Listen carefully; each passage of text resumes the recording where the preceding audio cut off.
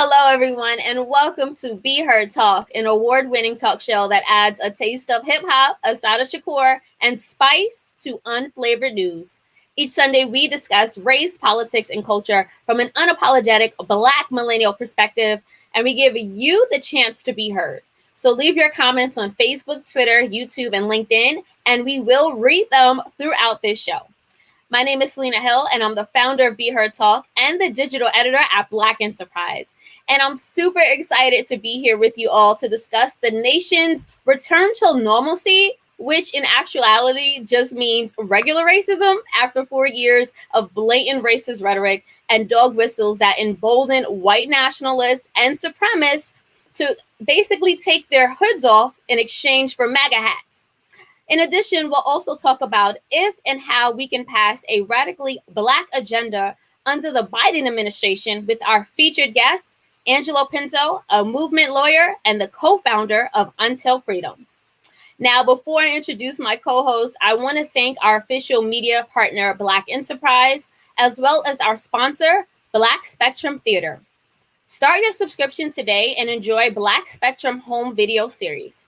Subscribe today to check out a conversation with Vivica A. Fox on January 29th.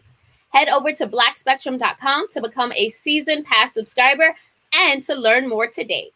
Now let's start the show by kicking things off with my co-host, Stanley Fritz. Hey, Selena, what's going on, world? Hey, Stanley, how's it going? Pretty good, Selena. You got your Tiger Woods red on. I love it. It's actually orange, but it's probably hard to see it, but it's all good. Go ahead. Well, what's going on, everybody? This is Stanley Fritz, your favorite engineer on the PC 1s and 2s. Currently retired because we're on the internet 2s and 3s and 4s. You can follow me on Twitter at Stan Fritz. You can follow me on IG at Stan Fritz. You can follow me on Clubhouse at Stan Fritz. And I'm excited to talk with all of you guys today, even those of you in the chat who consistently call me lame. Ivan, Sherry, Brooke, Adele, excited to talk to all you guys, so keep the comments coming all show. Thank you. So unfortunately, Tammy could not be here with us, but we are joined by our correspondent, Tiffany L. Brown. Tiffany, please let the world know what it is that you do. Hi, everyone. I'm Tiffany. You can follow me on social media at TiffLivesB, and I work in the labor movement New York City. So I kind of focus on higher education issues for the labor movement. And personally, I'm really passionate about like Black Lives Matter issues, social justice, and things of that nature. And I'm happy to be joining you guys today. It's been a while, so I miss you guys. So we miss you as well. And shout out to all those leaving comments. We miss you guys too. Let us know where you are checking in from wherever you are stationed or based. So shout out to you guys and keep the comments coming. I'm actually kick things over to you, Stanley, with the news roundup. Yeah, thank you. We definitely have an action-packed news roundup for you guys. Listen, guys, this is the news roundup. We talk about things that made you laugh, cry, curse, flip the table, scratch your head, or make Yolanda go, I see why they never built that tower. It's too many cults out there. Yolanda, I'm with you 100% on that. But we're not here to talk about cults yet. We're here to talk about the news stories that made us all stop and think for a second. So let's start off with the biggest news of the year and the biggest news of the week, the presidential inauguration. 4 years ago, we all watched as Donald Trump had his inauguration and the Proud Boys and Antifa riding all across D.C. This year, we saw Biden's inauguration, Michelle Obama's killer outfit. We saw Jennifer Lopez remix the American national anthem. We saw Obama's come through looking amazing as usual. How did you guys feel about the inauguration? Did you watch it? What were your favorite moments? Selena? Yeah, so I felt a steady flow of relief watching the inauguration, knowing that no more will we have these tweets that changed policy, rhetoric, and just were just so awful. Definitely all these dog whistles and, shouts out to the Proud Boys and, our president saying that he loved the insurrectionists. So I was very relieved. And much of the internet, I'm still gushing over Bernie's Grumpy Chic ensemble, which stole the show at the inauguration. Yes, Bernie came through like the grumpy native New Yorker that he is, and I was so here for it. Not only did he go viral, But so basically that image of Bernie is now being sold on crew neck sweatshirts for about $45 that are made in the USA and union printed. And in true Sanders fashion, he's actually dedicating all of that money back to Meals on Wheels in Vermont, his home state. So yes to Bernie. And also, I also want to just shout out Amanda Gorman, because her poem, baby. Okay, like, yes, Amanda, she came through. She's a 22-year-old Harvard graduate who was actually born with special needs, who literally just killed it at the inauguration. She basically embraced and embodied, I think, so much sentiment of this current zeitgeist. So she was so brilliant. We actually did an exclusive interview with Amanda a few years ago on Black Enterprise. So check out blackenterprise.com to see and learn more about Amanda and her incredible journey. Tiff, what was your favorite moment from the inauguration? I think my favorite moment from the inauguration was definitely Michelle Obama. I mean, literally, I put on, like, I saved in my my Instagram, like, bookmarks. I was like, oh, I'm gonna get a sew-in next month, because her hair was just flawless. It was everything. And it was such, like, I don't know if you saw that people were doing, like, the side-by-side comparison of, like, how she looked at last year's the inauguration for Trump compared to how she came through for the inauguration for Joe Biden. So I was like, thank you. Thank you. Some sort of normalcy has been restored. So it was great to see the Obamas. And I just really enjoyed just the Twitter camaraderie, because I feel like anytime there's these huge events that happen, it's always good to be on Twitter, because Black Twitter never, ever fails us when it comes to these sort of events. Yo, Bernie Sanders looked like when you go out with your boy and he's trying to talk with somebody. So he's like, yo, just hang out with her homegirl real quick so I can make my move. That's what Bernie Sanders looked like. He looked like that homegirl. In my college days, I've definitely tried to make conversation with a sister sitting like that in the club. Oh, okay. Okay.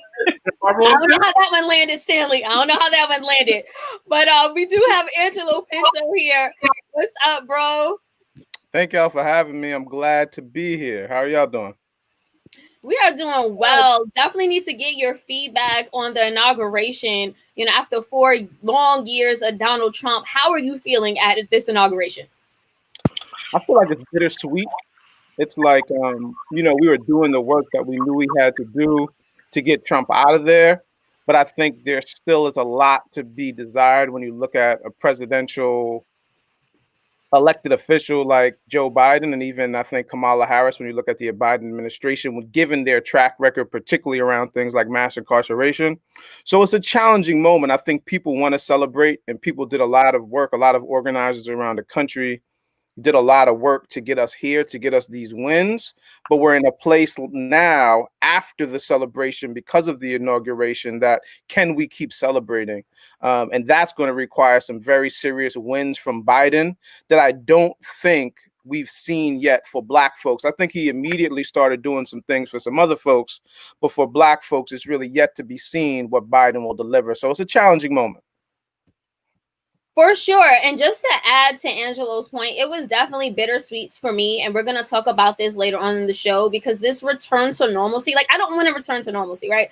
This is a time for America to make amends for the sins of the past that we are still reeling from and feeling the effects of. This is a time for us to call for reparations. And this is a time for America to really promise to be a better, fair, and just country. We've never had that. The American normal was always racist. And that's why I'm super excited to actually get into that a little later on with Angelo. But I'm going to throw it back to Stanley for the news roundup for some of the lighter stories before we get into the stuff.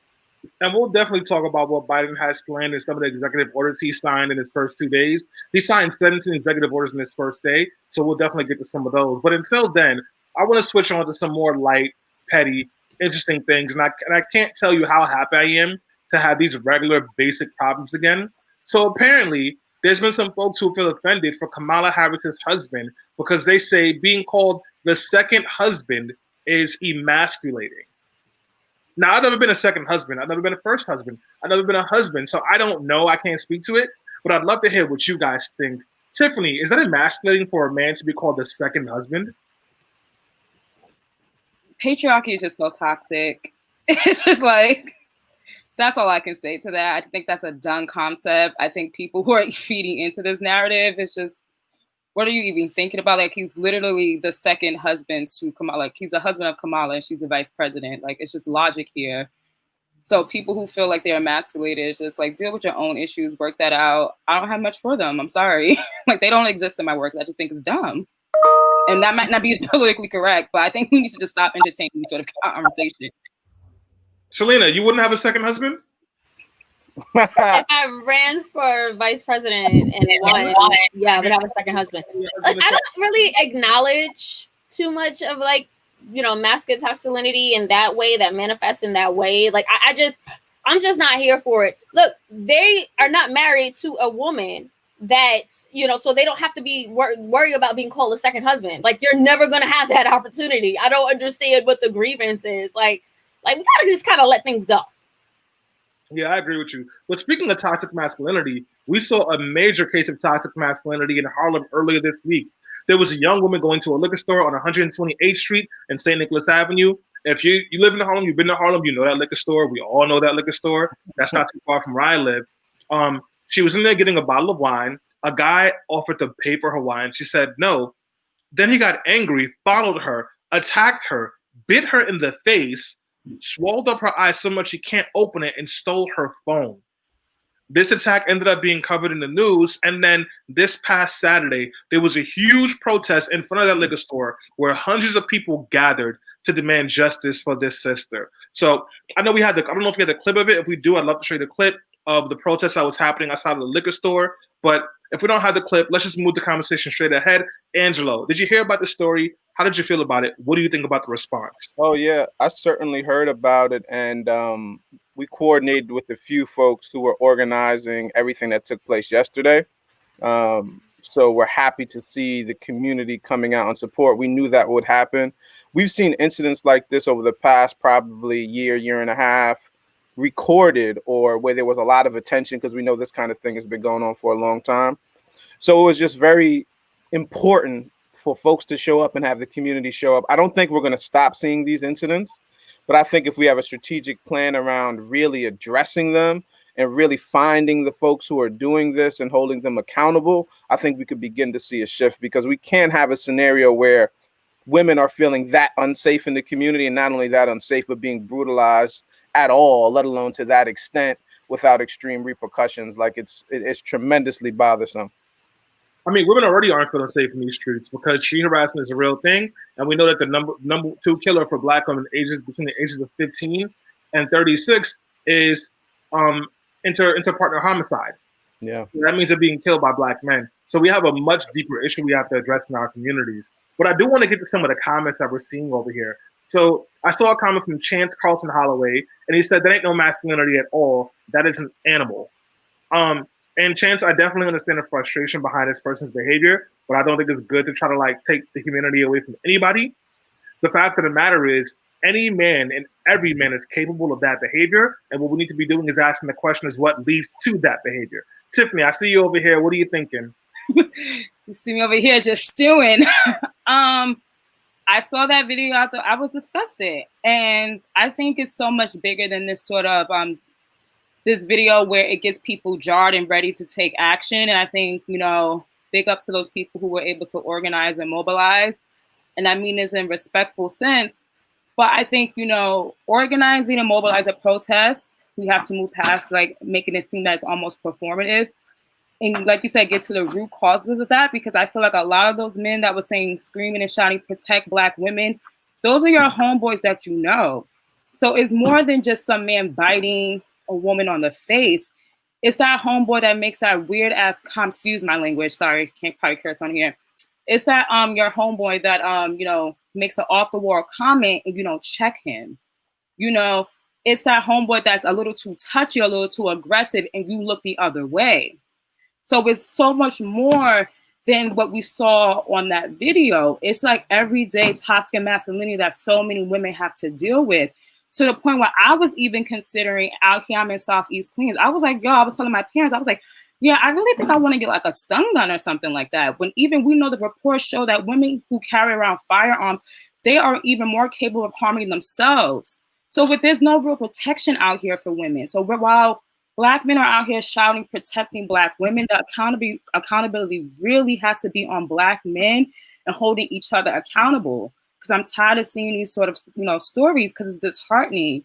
Because no one should be attacked like that. And comparing men to animals or dogs, whatever the case may be, it should be them of the humanity, and it's othering them in a way, and it makes it seem like this sort of behavior is an exception when sometimes it's actually the rule. Yeah. I want to highlight Antoinette J. Gregg's comment. She says, "This is how these dudes always are on the street. This is more extreme this is a more extreme case, but they always have some kind of aggressive or combative action when a woman says no." Angelo, how do we address behavior like this? I think the protest is necessary.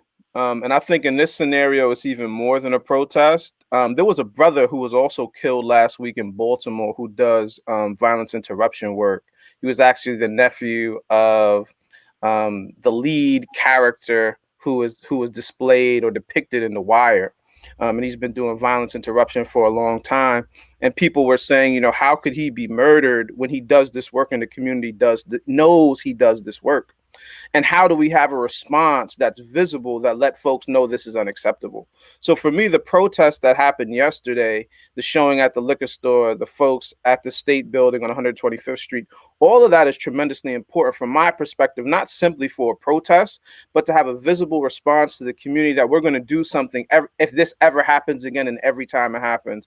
We're going to be outside. We're going to make sure there's a heavy presence of us, not only police. We're going to make folks feel uncomfortable. We're going to find the individual who's responsible for it. I feel like we have to do those things to have a showing of force. I think anything less than that is just going to be ineffective. I think we also need to have the conversations and address what's causing this kind of behavior. But I think as an immediate response, you have to be outside. You have to find the individuals. You have to be hyper visible. And we have to do it every time. I think this will have some impact if we're able to consistently be hyper visible and say, this isn't okay. We're not going to allow this. Maybe the liquor store shouldn't be there. Even though, of course, I know it wasn't the liquor store's fault. But the hyper visibility is necessary. I think in these scenarios, it's more than a protest, and it's kind of a showing that we're not going to allow it to happen. I think just like white supremacists, abusive men should feel unsafe for their behavior. Yeah. If you think you're going to talk to a woman a certain way, you're going to defend the Tory Lanes or call women females, you need to know that your life is in danger. Just like a white supremacist, right. The minute you want to put up that Confederate flag, you need to know your life is in danger and can be ended very quickly. And that'll be a good way to get us going. Selena, you want to close this out for us? We can't hear you, Selena. You're on mute. So while Selena's getting her Sorry about that. I thought that the attack was disgusting, barbaric, completely unjustified. I actually wanted to highlight a comment from Eric Jackson Sr. That I pretty much feel very aligned with. And hold on, let me just see if I can find it. Do we have the comment from Eric? Well, I don't know. We'll get it up in a few more moments. Oh, here it is. So Eric Jackson via LinkedIn says, absolutely, Black men should be held accountable and respectfully responsible for protecting our Black women, period. Thank you. And we need more Black men like Eric, like Stanley, like Angelo, speaking up and holding, their friends accountable, their brothers, their sons, their uncles, and their fathers. That behavior is despicable. And it leads to larger issues and conversations about toxic masculinity and patriarchy, but also just misogynoir, the disrespect that we have for Black women. Malcolm X said it best: Black women are the most unprotected human beings on the planet Earth. And if we can't even find our own protection in our own communities, where are we supposed to go? And also, this is Harlem. Those are the same Black women that are protesting, are marching in the streets and making sure that our voices are heard every time a Black man is killed, especially the ones that look like they were standing outside of the liquor store. So it's very disheartening and it's uncomfortable, and we definitely need more change. Thank you, Selena. And speaking of men who don't respect women and don't use lotion, Kodak Black and Lil Wayne both received pardons from the white supremacist in chief, Donald Trump. As you know, Lil Wayne endorsed Donald Trump earlier this year for president, and Lil Wayne was also facing gun charges. Kodak Black, who was a known woman beater and has a pending rape charge, was already in prison for a previous violation, and now he is free, at least until this rape case goes through, and he may be right back in prison. What do you guys think about these two ashy black women not respecting men getting pardoned by a white supremacist who also doesn't like black women? I think Donald Trump is a smart guy, right? And I think he knows that even Kwame Kilpatrick, I believe, got pardoned as well, the former mayor of Detroit. I think he knows pardoning high-profile black folks who the black community often looks to was going to be favorable for him. It may be favorable for plans he has in the future. But I think, it's very clear. This was very much so not anything for the black community. It was individual benefit for these guys. And they were going to do whatever they could to get that. I think Lil Wayne, like others, showed visible support for Donald Trump because they knew they wanted to get something from him on the back end, and they did. I think in terms of the benefit for the black community, there is none. But I think Donald Trump did a good job throughout his time as president, pretending that he was doing things for black folks, but really doing things for a few black folks who he had close relationships to. I think this is no different from that. Thank you very much for that, Angelo. I want to just go real quick to Tiffany because I know how she feels about Lil Wayne and Kodak Black, but then I want to move us on to Trump's latest news. Go ahead, Tiff. We know who the weakest links are. It is not black women. That's it. Tiffany, thank you so much for the shade. We appreciate it. All right, let's move things over. Well, actually, we got a couple of comments. Let me get to these comments and see what these folks are going to say. Oh, man. So now these folks, Chance says, no one looks to these black men that got their pardon. I wish we could say that was the truth, but I can't because a lot of people look up to Lil Wayne. I don't know about Kodak Black. He can barely speak eligibly, so who knows? Chance also says some women are suspect, so you just can't jump in and defend when some females are promoting the behavior they say they don't want. Chance, you calling women females tells them you probably would have looked the other way when a black woman was being attacked because females are for animals. They're not for humans.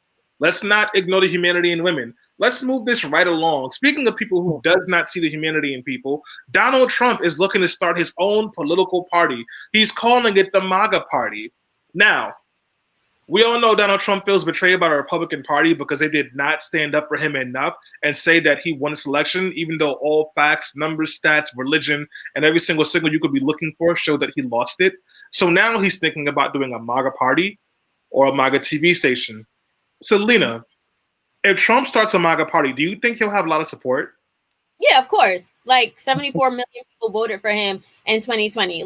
So we all knew Donald Trump was dangerous and destructive, and now he continues to drive a wedge through his own party. However, this may backfire on us because he's driving the Republican Party even further to the right. And we've seen this play out before. When Barack Obama was elected in 2008, that's when the Tea Party mobilized, organized, and got so many far-right extremists elected. They started raising money and they got their candidates in Congress and really started holding the Republican Party hostage if they did not cape into their demands. So I kind of feel like Donald Trump is doing the same thing. And what scares me is that how successful the Tea Party was in really shifting conservatism. We know that Donald Trump, he has his own brand of racism, his own brand of republicanism, if you will. It's called Trumpism, and it's even more emboldened and even more outright racist in this 21st century. So I'm scared. I don't like it. And it's something that I think that we should be alarmed about. Angelo, so I think the MAGA party is a good idea. I'm like, do it. Have a great time. Because for me, I think, to Selena's point, it is going to drive a wedge into the Republican Party. And I think it's going to fracture the Republican Party in a way that I don't personally mind.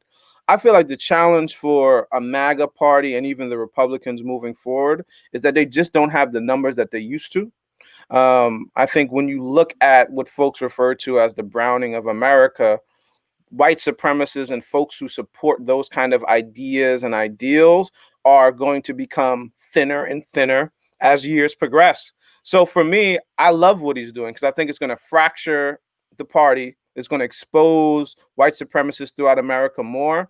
And it actually gives us folks on the other side of their ideology an opportunity to mobilize and build more power if we're smart. I think that's the challenge where the Democratic Party will run into some issues if they don't deliver some very clear tangibles for Black folks. Because as this MAGA party and Republicans are mobilizing, the Democratic Party really has to mobilize from their base, and their most consistent base is us. Thank you so much for that, Angelo. I want to close out this conversation with a comment from Obieta Elizondo. Obieta says, Trump is a cult leader and he is growing his troops. These people have been trained by a society that to take out their anger with violence. When jailed, they need therapy. You know, Obieta, I can't disagree with you at all. You're 100% right. And the cult is full of a whole bunch of disillusioned white folks who are upset because they couldn't go outside where everyone was dying from a pandemic, among other things. But we do have to close out the news roundup now, guys. But don't worry, we have an action-packed conversation coming up about the Biden administration, what he's doing, what we can get done for Black people through that administration, and how folks can get involved. So I'll throw it right to Selena. You're on mute, Selena. Sorry about that. Thank you so much for that, Stanley. And I did just want to address Chance's going off in the comments. And at one point he said that only Tiffany and I deserve protection as Black women. You are completely wrong. Okay, all Black women deserve to be protected. And honestly, we need to move away from this toxic thinking that we categorize women, and based on the category, the sexist category that you put them in determines their humanity. We need to let that go. Okay, so just to move on, time to talk more about Donald Trump. So not Donald Trump, actually President Joe Biden. He began his term by signing a flurry of executive orders, actions, and memorandums aimed at rapidly addressing the COVID-19 pandemic and overturning many of Trump's policies. Biden's 30 executive actions include halting funding for construction of Trump's border wall, reversing Trump's travel ban targeting largely Muslim countries, imposing a mask mandate on federal property, and ramping up vaccination supplies. However, after Black voters propelled Biden to the White House, the new president is being pressured to not only reverse this economic downturn that has devastated communities of color, but also address the decades of racial economic disparity. Many Black Americans are, in fact, demanding that the newly elected president narrow systemic racial inequalities that have left us trailing way beyond and way behind whites on every economic measure.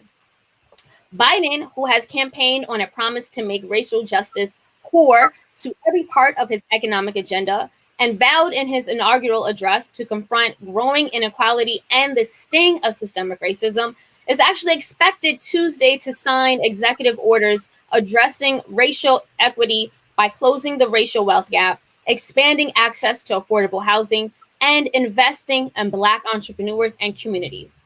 So for the remainder of the show, we'll explore if this is a signal that the new administration will be the start of a new America, or if we can and should expect just more of the same.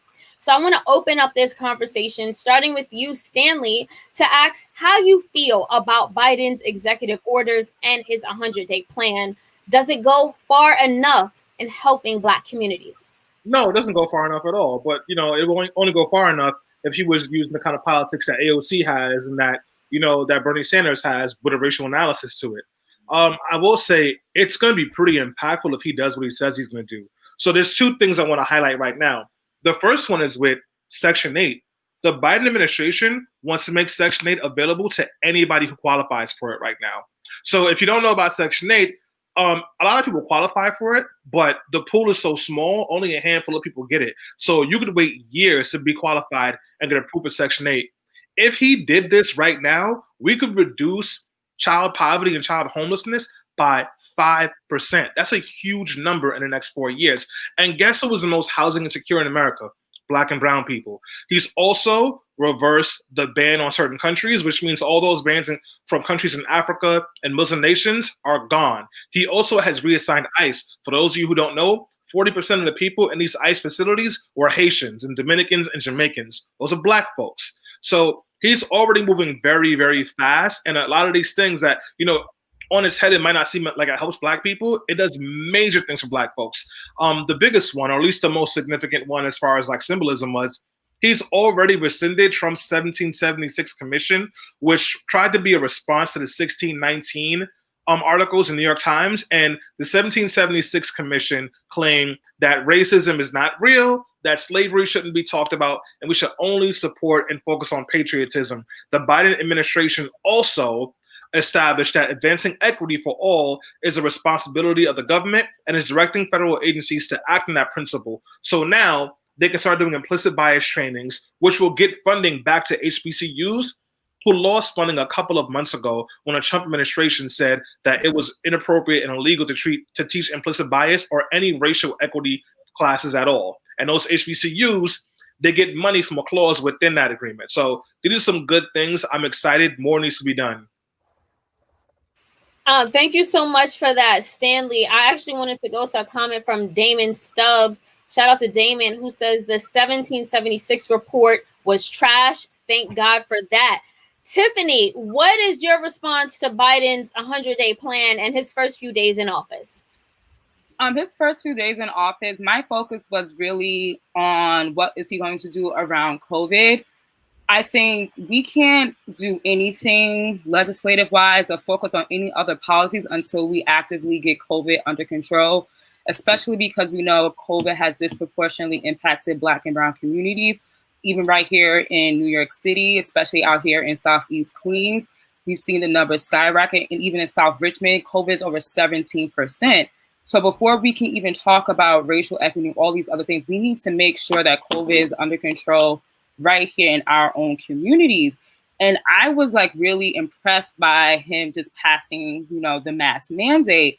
And some of my friends joke and call me like the mask bully and the mask czar, because we see people, we see our families who may or may not be taking this seriously enough. And we had an administration that was also not taking this COVID thing seriously enough and not believing in science and not necessarily wanting to get involved in go down the path of where you're going to take the vaccine or not, but just like simple things to protect yourself and protect our communities.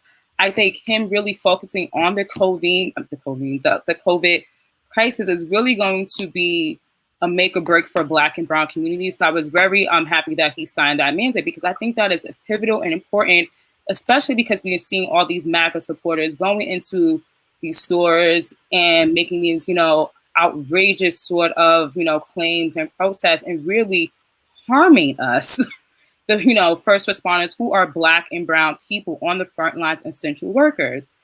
I think, as Stanley said, that this is going to be impactful to Black and Brown communities, more so than the past administration. It's going to be very impactful for us. And even take a step closer, what he's trying to do with the student loan, forgiving student loan debt, that's going to be pivotal for us. And that can really close a lot of the racial wealth gap, especially for people who don't even have a degree. There's tons of people who went to college, have some college, and still are walking around with debt and don't have a degree to show for it. So imagine just wiping out 20 to 30 G's for people. That's home ownership, potential home ownership.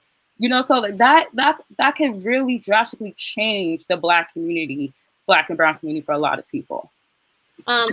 Angelo, Tiffany and Stanley somewhat also gave very positive accounts of this new administration that has been ushered in. I know you have been someone who has not been the biggest fan of Joe Biden for obvious reasons. Yeah. Have you been at all impressed with his first few days and his 100-day plan? I don't think it's impressive. I think he's done what he needed to do, like the basics. Like, I think he's taken us back to ground zero. Like, we're getting closer to where we should have been as a country. So I'm not impressed by it. I think he's just done what we expected of him and what he's been put into office to do. I think he has a lot to do before I start to say he's impressive. I don't know if he'll get too impressive for me. I think the things he did were important, were critical, were things that needed to be done and can move the needle forward. But I don't know if his administration, and I don't know if he has the kind of foresight, vision to really transform America the way in which it needs to be transformed for all people, but particularly doesn't have the vision to transform America or the willingness to transform America in the way that it needs to be transformed for Black folks. That's my biggest fear and opposition. It's not just for Joe Biden, but it's for anyone who becomes the president or moves into elected office, they usually do not have the kind of vision. They usually do not have the kind of team. They usually do not have the kind of policies ready to go that will transform Black life. A lot of folks don't know what to do. So they start to give Black folks symbolic victories. Well, speaking of that, speaking of that vision, what type of agenda do Black folks need right now that would transform America? Angela. I think the first thing is give Black people what they've been asking for. I think there's two things that I've been consistently saying. When I reviewed, and folks who haven't, you should look at Joe Biden's Lift Every Voice plan, which is his plan for Black America. There's two things that I believe, probably two of the top three things that I feel like Black folks have been asking for in this political moment. One is reparations. The other is for some response to policing in America. What we often have heard is defund the police. Joe Biden's plan, Lift Every Voice, his plan for Black America, addresses neither of those things. It mentions reparations once in saying that, okay, we'll support a study bill. So he has no intent on doing anything with regards to implementing and moving forward the needle on reparations. He has no intent, and he said it, to defund the police. So for me, that's a huge challenge. The two issues that are probably most squarely positioned as Black specific issues, Biden says he has no plan. I think, to the sister's point, like, he needs a COVID response plan. I think that's very important too. But I don't see any vision there either. I think the mask mandate was the basics. Like, you got to tell people to do that. You have to make that a thing. I don't think we've seen any vision from him in that regard either. Like, how do you actually address the COVID pandemic? I think he's doing the basics, but we've seen nothing that's really going to get it under control. I think we need leadership now in this moment, and COVID has kind of exposed it, that really responds to ineffective systems. And Joe Biden, from my perspective, his history, his legacy has not shown that he's a person with that kind of vision, right? Or that kind of skill set. Right. I'm hoping he brings some people into the administration who has it, but it's not evident that he will.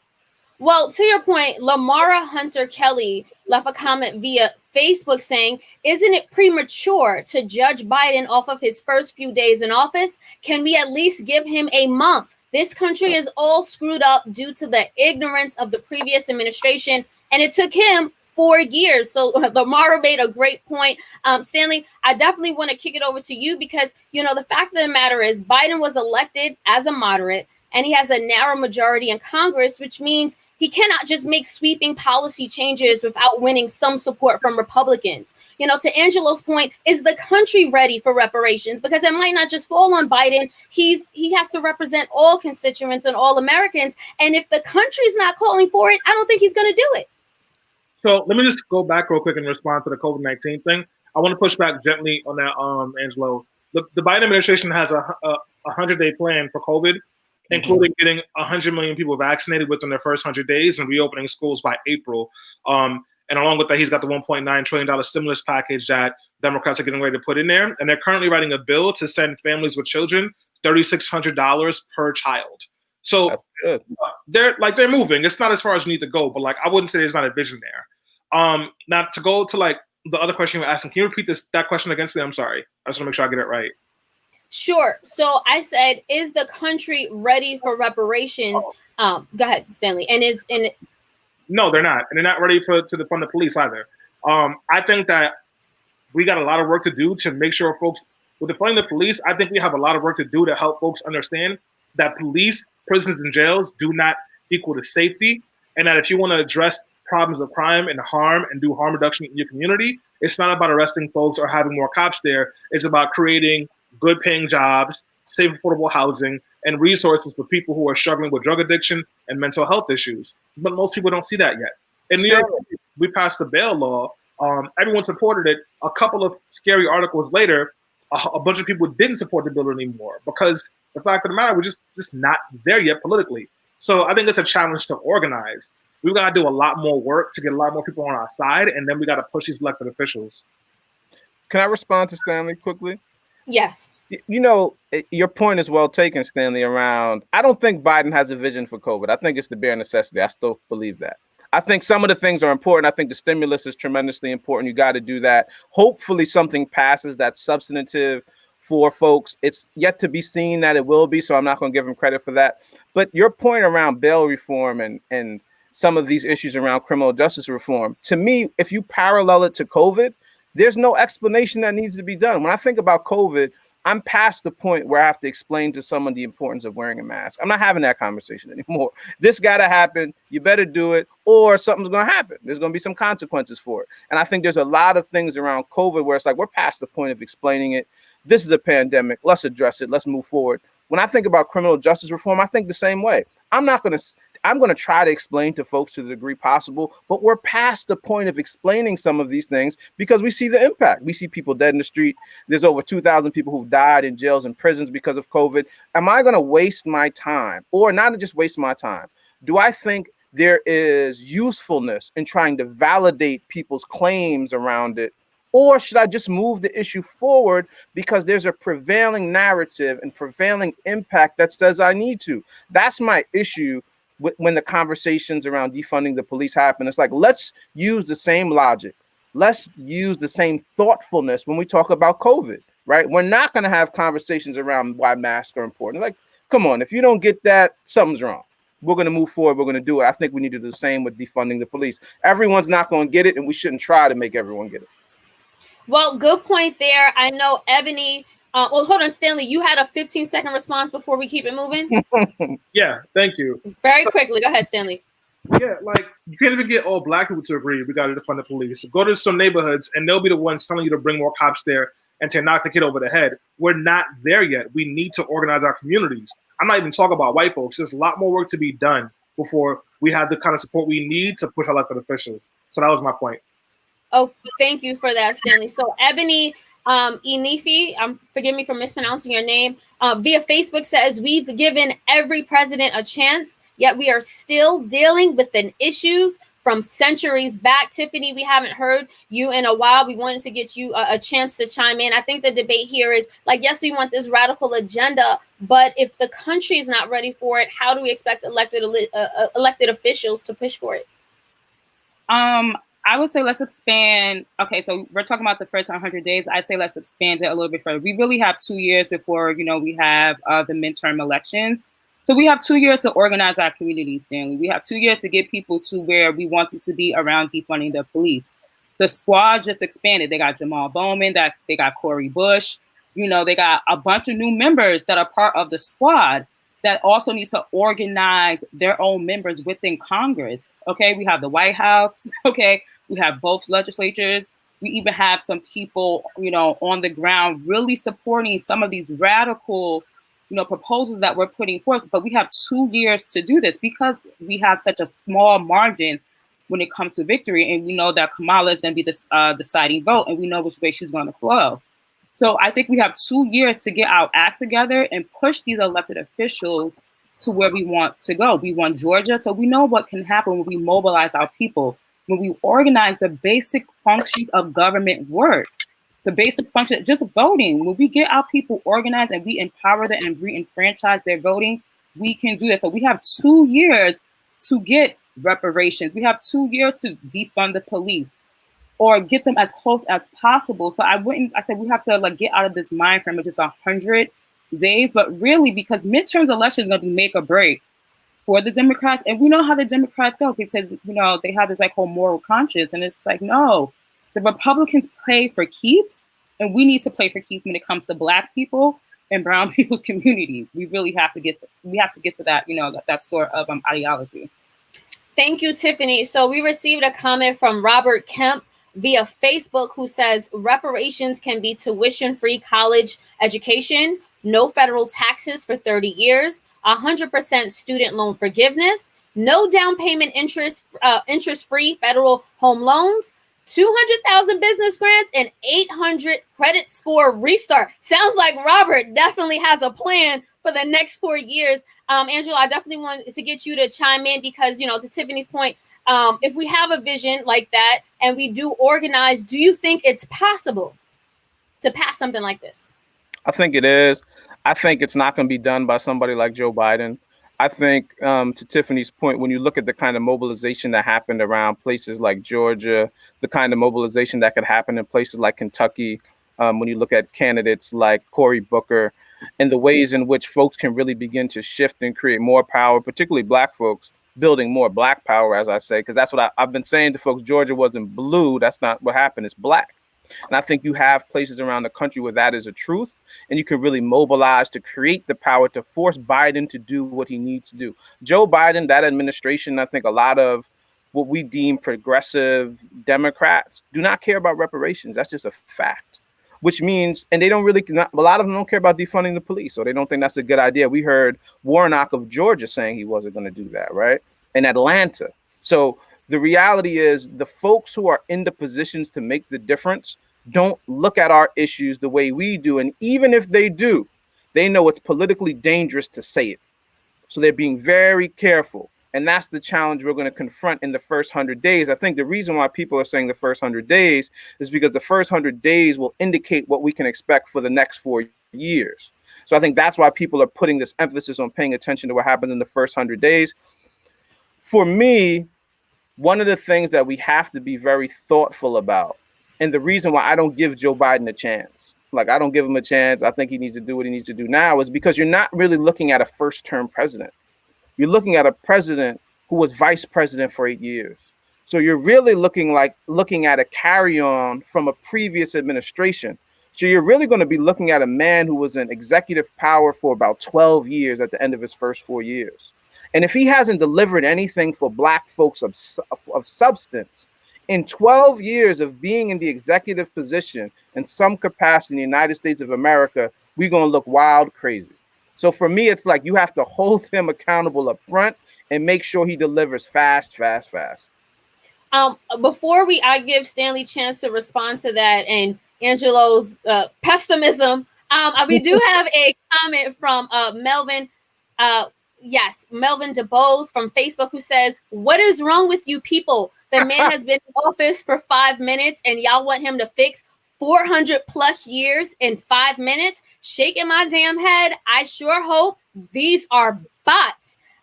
Stanley or Tiffany, if they want to respond, are we being unfair? I mean, Angela made a great point. Are we being unfair? Yes and no. Yes, because like the system of white supremacy and all the different mechanisms weren't built in one presidential term, let alone a one day. So we, it's reasonable to say that like it's not all going to be toppled in 4 years, especially when white supremacy is probably at its most visceral than it's been since maybe the 1950s. But no, because I think what Angelo said was 100% right. This is not a brand new presidency. He's been in executive seat for 8 years. There's no learning curve. And they are all well aware, trust me, they are well aware, if they do not deliver with tangible results for people, they will lose everything in a year and a half. Because really, you don't have 2 years, you have a year. Then after that, it's all about primary elections for the congressional and Senate seats. And Republicans are going to try and get back the majority in the Senate and in Congress so that they can stop Biden from doing anything. That's what they did to Obama. What we can do and what we should be doing is consistently organizing for the things that we want. Tiffany hit the nail on the head. Whenever we organize and we consistently organize, the mechanisms of government work in our favor. But Angela's right. Biden is not going to deliver reparations. I don't need him to. I need that study to come out. I need it to show what we all know it needs to show. I needed to say the things that our friend, I forgot the guy's name, who came with a full plan for reparations in the comments. I needed to make those recommendations, and now I can organize the next president, or I can organize whoever to make sure we get it.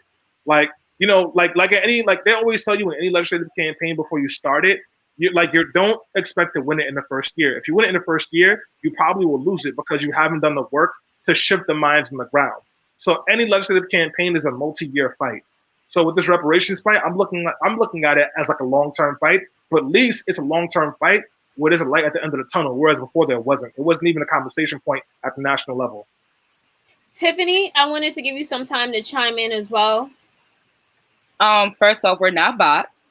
we are active people who are moving. We're talking. We are conversing with each other. We're not bots. So that's first off. I would say we're all pretty politically engaged. We're active. We're on the ground. We're doing movement work. So we all know that it takes time and for legislations and policies to happen. But I think it's also unfortunate that Black and brown communities and people and families always have to wait, and the can's always getting kicked down the road until we see another video of someone getting shot or another woman is getting brutally beaten.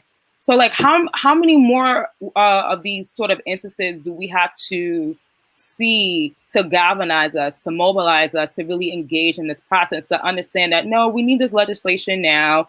Okay, we need you to actually act now because you ran on this campaign, you ran on this policy, and we need to make sure that you actually pass this piece of legislation because this is what you said that you were going to do. And there's nothing wrong with holding our elected officials accountable. This is the government for the people, by the people, though they try to, forget about Black and brown people, but we have to do something. So I don't think it's too soon. We have to wait and see. No, wait and see gets us killed. Wait and see, make sure that we don't have affordable housing, that climate change disproportionately impacts us, that we keep getting brutalized by the police. So we do not have a time to keep waiting. We have to push our elected officials. We have to keep our foot on their necks every chance we get, even the ones that we like. The AOCs and the Cory Bush, love them, think they're great. They always need to feel the pressure that they can be also voted out. So we always have to keep pressure on our elected officials. We never need to make feel that, we have to wait and see, because wait and see is getting us killed, literally. Thank you for that, Tiffany. So we're getting some great comments. Antoinette J. Gregg says via Facebook, Joe Biden has been in a position of power for decades. He knows what Black folks want and has ignored it consistently. Democrats always do the bare minimum and expect us to bail them out every time. He needs the pressure put on him from day one. To that point, Angela, and the points that you've been making, if Biden fails to accomplish what we are asking in his first term, do you think we should go out and still vote for him? Or should we what would you see? What would you say should be the alternative? Like, I don't think you would advocate for voting for the Republican Party. What would you say needs to be the answer if he does not give us our demands? We're in a very precarious situation. I think you can't vote for the Republican Party because you'll get less than nothing. You're going to get some hell with your nothing, which is what we saw with Donald Trump and the white supremacists running crazy. I think you really can't go in that direction. The Republican Party also hasn't really done anything aside from symbolic appointments and kind of standing next to Black people. They haven't done anything to show that they'll create an agenda for Black folks. So I don't think that's an option. I think one of the things that Black folks should seriously begin to consider is creating some kind of formation, some kind of superstructure that allows us to organize, that allows us to be unified, that allows us to hash out some of what we're hashing out today around differences. Are we ready for this? Can we get ready? And mobilizing like you saw in Georgia and mobilizing like you saw across America, that is not affiliated clearly with the Democratic Party. And that probably creates more power locally to shift Congress even more, to get some wins in states that we know need them, and say to the Democratic Party, hey, we're not actually sure what we're going to do with you as far as the presidential election goes. And we want to have some conversations before the election happens to clearly tell you what you need to do. And if you can agree with that, then you could get our vote. I think we're in a very challenging scenario, which I think is actually a good place, because we're finally in the place where we're like, we have to get something for what we've contributed. And if we don't, we got to move different. And I think that's what's happening in so many sectors of our society. And I think COVID has kind of exposed the system failures in a way that says we need new system responses. So I think that's part of the challenge in really getting what we need in this moment. It's not that we're not organized. It's not that we're not thoughtful. It's that we're in a very different political and social moment. So I think we need to continue to build the power that we built in Georgia and across this country in a unified way to create demands that really are moving things locally. And then in 4 years, actually before 4 years, probably in 3 years, sitting down with the Biden administration and say, what have you done? What are the gaps we want to see you fill? And can you do it? And then I think that's where our kind of starting point is. Stanley, Angela made a great point about doing something different. If we don't see something different during the Biden administration, what would your alternative solution be if Biden falls short? Well, before we talk about what my alternative solution would be, I think we should ask the question that Damon Stubbs asked in the chat, which is, what is the clear determining line of success? What is the clear expectation that has community consensus? If we aren't clear, we run the risk of indirectly suppressing our own vote by discouraging people away from the political process. So I'll tell you what are some tangible things I would like to see. And if I see these things, I'll be encouraged to vote for Biden again or another Democrat again, and I'll encourage others. So student loan forgiveness. Obviously, I want 100%. That probably doesn't happen in this political climate with these Democrats. But can we get as much as 50,000, particularly for folks who went to HBCUs, state and city universities? Can we create a path to citizenship that doesn't just help Mexicans and South Americans, that helps Black people, including millions of Haitian people who want their citizenship in America, right? Can we invest more in education and raise the minimum wage? Because the group that has the most number of people in poverty right now or getting paid poverty wages are Black and brown people. So that'll help those folks. So if we do those things, I'd be pretty happy. And I'd feel encouraged enough to vote Democrat. That being said, I think that Black folks need to be consistently and actively building their own operation of political power. Whether Democrats do well or not, Democrats are not the solution to these problems. We need something different. So you guys know already, Selena, I'm with the Working Families Party. Now there's our Black Party, and there's other folks trying to start their own political parties and groups, and we need to continue to do that and build our own mechanisms that center issues that impact Black people. I would say center it with a Pan-Africanism frame, but that's just me talking to myself. Tiffany, as we start to bring this conversation to a close, what would you say needs to be done to improve Black communities over the next 4 years? What does your vision look like? So I'm going to steal some of Stanley's talking points. First, I would definitely lead with student loan forgiveness. I think that's going to be huge for Black people, especially Black women. I think that's going to be a huge load off of a lot of Black folks living in our communities. Like I said, especially folks who did not even graduate with a degree, but are walking around with tons and tons of debt. I also think living wages. I know people, like to roll their eyes or say disparaging comments around the minimum wage and how he wants to raise the federal minimum wage to $15. But if you look at, these minimum wage jobs, who are working at these jobs, they're your older uncles, your aunties, your cousins, they look just like you, So I think we really need to look at these living wages, and people should be able to make a living wage, especially if they're working 40 plus hours. Out in the Bronx over the weekend, they just went on strike for $1. $1. So we need to really put that into context when we're talking about living wages. And wages have not gone up for, a few decades, but we know everything else around us is going up. So I think that's going to be a real issue for Black and brown families. And definitely, I say the third thing would definitely be, talking about, police accountability and defunding the police. Like Stanley said, a lot of our communities are not at the, defunded police, part. But I do think they know something has to be done. It is more than just reform. It's more than just putting a Black face in front as a commissioner. But we really need to talk about how our police are interacting with our communities. How are they, dealing with social services issues? And it just can't be, oh, we're going to just fire these bad cops. We really need to talk about dismantling the police and how they interact in Black and brown communities. And I feel like if they really tap into those three things, I think we can really see some major impact in our communities and our lives. Absolutely. And Stanley, as we begin to bring this conversation to a close, I want to get your final thoughts on moving ahead for Black communities in the next 4 years. Yeah, thank you, Selena. And I want to kind of answer a question that was asked by Cynthia. She said, how can we feel organized? I can only speak for myself, but I feel 100% aligned on the outcome, but not on how to get there from here. Well, Cynthia, first of all, thank you so much for asking that question. That's a question a lot of people have on their plates right now. It is very simple. The way that we win, we build Black power is through organizing, community organizing, because you as one person has power. But you with 100 people are powerful in a way that can shift things and change the conversation. So I would encourage you to find an organization that helps to empower your organizing. One you feel politically aligned with, one that is fighting for the same things you're fighting for, one that helps to give you and others the tools to change stuff. Until Freedom is a great organization to look into, and Angelo's here, so I'll let him tell you how you guys can get involved through there. But there are plenty of organizations all across the country that you can be and you should be engaging with. So please, all you folks with all this energy to fight for this change, we need you. We need our own progressive version of the Tea Party so we can get all the things we deserve. Organize and do it with organizations. If there's not one that represents what you want, then build your own. Angelo, we definitely want to give you the final word as a community organizer, a movement lawyer, and the work you've been doing, the incredible, impactful work through Until Freedom. What would you say needs to be done next 4 years?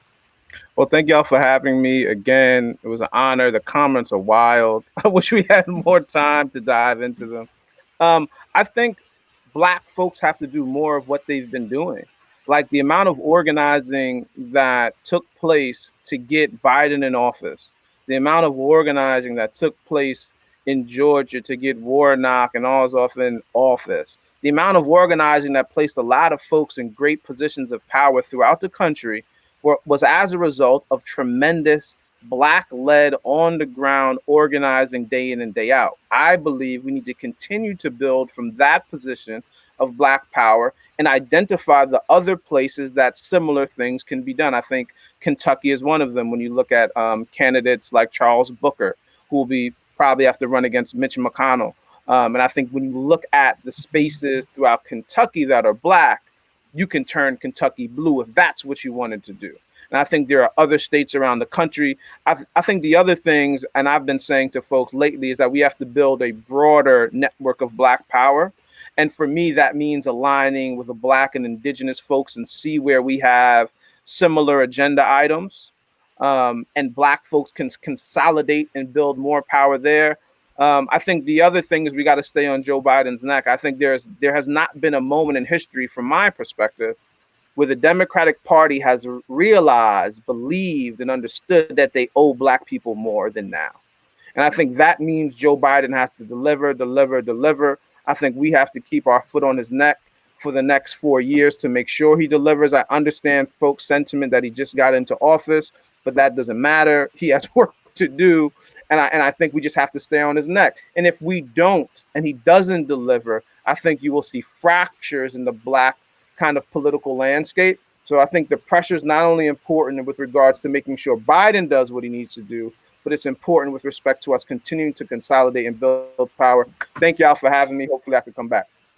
No, of course, Angela, we always love when you have you here on Be Heard Talk. So thank you so much. And I just want to end by saying this, in the midst of the celebrations of the first Black woman who was elected to VP, in the midst of the celebration that we officially told Donald Trump, you about to lose your job, because he did. In midst of that, I think we need to remain very diligent and not get caught up in the hype. And I say that because in 2008, when Barack Obama was elected president, it was such a joyous celebration and we achieved so much. But I feel like us on the left did not come prepared with an agenda, and we did not come prepared to fight hard enough. There were a lot of us who were moving, but there were too many of us like me who was just simply happy with Black folks in the White House. No longer do we have that same temperament. So yes, I'm celebrating Joe Biden's win, but I'm also very guarded and very cautious and also very adamant about the fact that if he does not meet up to the demands and meet up to the pressure and the needs that we have in our communities, then he also will lose his job. And I think we have to embrace that sentiment. We cannot get comfortable, because when we get comfortable, they get too comfortable and they take our votes for granted. And honestly, that is stopping now, today, 2021, and for moving forward. So on that note, I just want to thank everyone who tuned in to Be Heard Talk today. Again, thank you to Angelo Pinto. Please support him and Until Freedom. They are doing the work that keeps us free and fighting for our civil rights. So continue to do that, and continue to also support Be Heard Talk as we aim to always inform, educate, and empower you guys. We'll see you again next week.